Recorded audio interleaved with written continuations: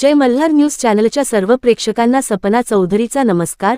नंदुरबार नगरपालिकेच्या नगराध्यक्ष व नगरसेवक पदासाठी होत असलेल्या मतदानासाठी निवडणूक आयोगाने घातलेली निर्धारित वेळ संपल्यानंतरही मतदान केंद्राबाहेर मतदारांची मतदानासाठी प्रचंड गर्दी झाली होती। नंदुरबार शहरातील प्रभाग क्रमांक 13 मध्ये मतदारांची मोठी रांग मतदानासाठी लागली असल्याचे दिसून आले।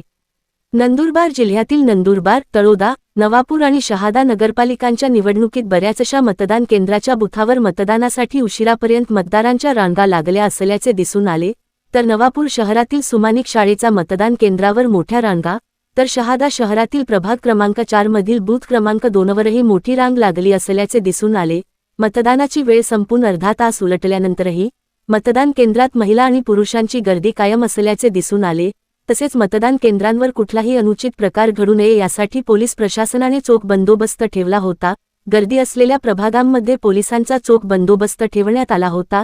तसेच नंदुरबार जिल्ह्यातील नगरपालिका निवडणूक निरीक्षक मिनल कर्णवाल यांनी भेट देऊन रात्री उशिरापर्यंत सुरू असलेल्या मतदान केंद्रांची पाहणी केली। सपना चौधरी, जय मल्हार न्यूज, नंदुरबार।